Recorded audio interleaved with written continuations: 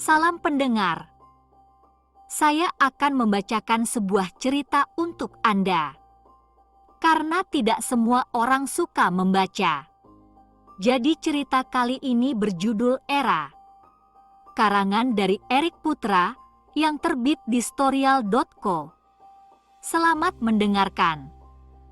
Bab 3. Berjudul Perbedaan. Setelah mandi, Tama berjalan kembali ke tempat yang lain berkumpul. Ketika berjalan memasuki hutan, Tama dihadang oleh putri berzirah biru dan pengawalnya. Putri berkata pada Tama, cara yang konyol menggunakan elemen sambil tersenyum. Tetapi putri meminta Tama untuk menggunakan elemen itu buat mendidihkan kolam untuk mandi. Karena putri dan pengawalnya sudah tidak memiliki batu elemen api. Tama bertanya pada putri, apa tidak apa-apa melepas elemen sebelum habis? Salah satu prajurit menjawab, tidak apa-apa begitu lepas dari sarung pedang, langsung saja dibuka penguncinya.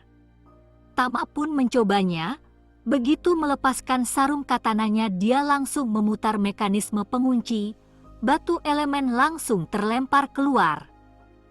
Salah satu prajurit wanita mengambil batu elemen yang jatuh. Dia memberitahu sang putri kalau bentuk batu elemennya berbeda karena elemen punya Tama berbentuk yin dan yang. Tiba-tiba putri mengurungkan niatnya untuk meminjam batu elemen. Karena bentuknya berbeda, jadi tidak bisa dipasang ke salah satu senjata mereka. Tama kemudian mengambil kembali batu elemen apinya dan memasangkan hanya elemen api pada katananya. Dan memberikan katana itu ke sang putri. Tama menyuruh sang putri untuk menggunakan pedang itu agar bisa memanaskan kolam. Selain itu dia juga meminta mereka untuk berhenti mengawasinya waktu mandi. Sang putri pun meminta maaf karena membuat Tama merasa terganggu. Tama menjawab, tidak apa-apa kalau kalian tidak menaruh kepercayaan padaku. Tapi tolong, hargai privasiku. Sang putri bertanya, apa itu privasi? Tama menjawab, hal-hal pribadiku. Sekarang gunakanlah pedangku untuk kalian mandi bersama-sama. Aku akan menjaga dari hutan.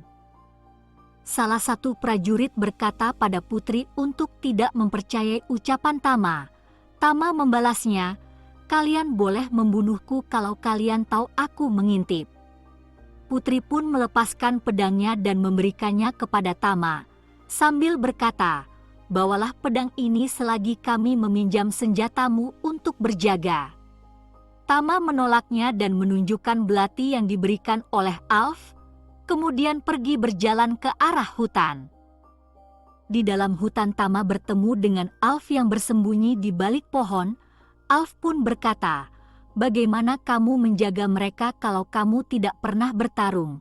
Tama menjawab, aku memang tidak pernah berperang, tetapi aku tak pernah berkata aku tak bisa bertarung. Alf pun tersenyum dan meninggalkan Tama untuk berjaga. Sambil menunggu putri dan pasukannya mandi, Tama membuat tali dari akar kering untuk mengikat kotak persediaan di paha kanan. Setelah selesai mengikat, tiba-tiba sang putri berdiri di sampingnya. Putri pun mengembalikan katana yang dia pinjam.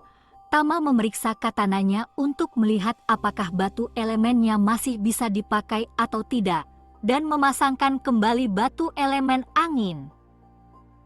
Kemudian berjalan bersama ke arah tempat kami berkumpul. Terlihat orang-orang yang ikut dengan rombongan putri sedang bercengkrama. Dan ada beberapa anak kecil yang sedang bermain. Putri pun langsung larut dalam keceriaan bersama dengan prajuritnya, dan Tama tetap duduk agak jauh dari mereka. Tiba-tiba dengan lantang Alf menantang Tama adu pedang. Terlihat anak-anak sangat antusias, tetapi Tama menolak tantangan itu. Kemudian anak-anak yang ada di situ membujuk Tama agar mau menerima tantangan adu pedang. Tama teringat dengan ketiga anaknya di dunia lamanya. Tama berpikir mungkin ini hiburan bagi anak-anak ini. Akhirnya Tama menerima ajakan Alf untuk latih tanding dengan pedang yang masih tersarung. Jurinya adalah sang putri, peraturannya mudah. Pedang siapa yang dahulu menyentuh badan lawan dia yang menang. Akhirnya kami pun berhadapan. Alf berkata pada Tama, kalau dia menang Tama harus bergabung dengan kelompok tentara bayaran miliknya. Bila Tama menang Alf akan menuruti satu permintaan Tama. Tama setuju dengan perjanjiannya, biarpun dia ragu apakah bisa menang dari Alf. Yang Tama tahu adalah teknik bertarung dari anime, manga, dan televisi. Tapi Tama merasa harus mencobanya agar bisa menggunakan pedang. Alf pun mengangkat Great Sword dengan kedua tangan lalu mengambil sikap kuda-kuda.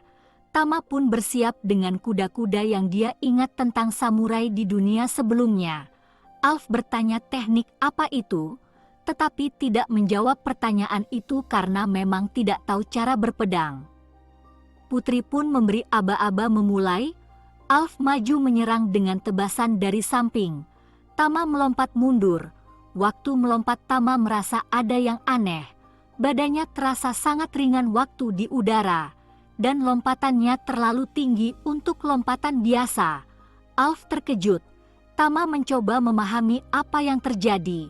Dan dia menduga ada perbedaan gravitasi di dunia ini. Tama mencoba melompat ke depan sembari mencoba menyerang Alf. Tetapi berhasil ditangkisnya. Namun Tama berhasil melompati Alf yang berbadan tinggi. Tama merasa teorinya benar. Tama merencanakan strategi untuk melawan Alf. Tama menunggu Alf menyerang dan menghindari serangan. Alf dengan cara melompat ke belakang kemudian dengan cepat Tama melompat dan mendorong badannya ke depan. Alf mulai menyerang kembali. Serangan dengan tebasan dari samping kemudian Tama melakukan strategi yang dia punya. Ternyata berhasil. Tama seperti meluncur dengan cepat dan menyerang Alf sebelum dia sempat menangkis. Sang putri pun menyatakan Tama sebagai pemenang. Orang-orang yang menonton pun ikut menyoraki kemenangan Tama. Anak-anak memuji cara bertarung Tama. Kecuali putri dan pengawalnya termasuk rekan-rekan Alf yang merasa takjub dengan kecepatan Tama yang tidak masuk akal.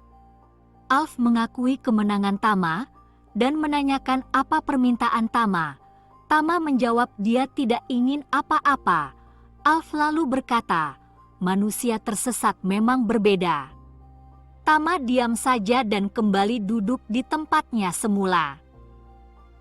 Waktu pun semakin larut entah sudah jam berapa, dan mereka bersiap untuk tidur.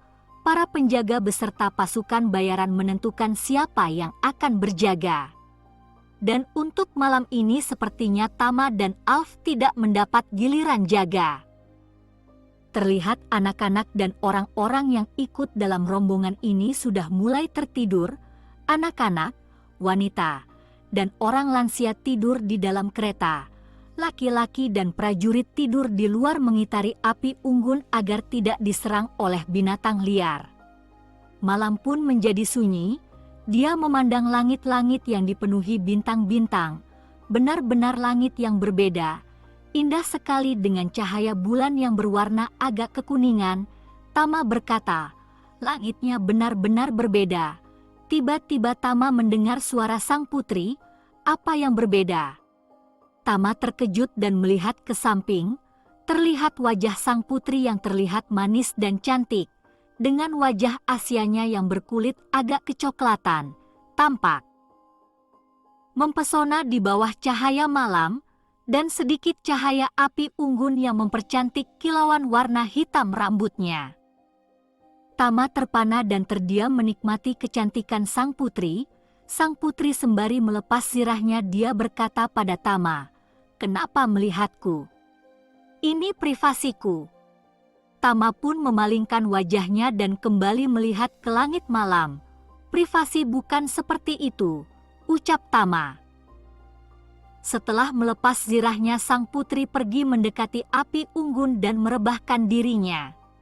Dengan terus memandang ke arah langit, Tama merasa mulai mengantuk dan dia kemudian tertidur. Sekian kisah dari Era di bab 3. Semoga pendengar menikmati ceritanya. Mohon subscribe dan like kalau Anda suka. Bila tidak suka, bisa menekan dislike. Jangan lupa untuk komen. Kita bertemu lagi di bab keempat. Sayonara.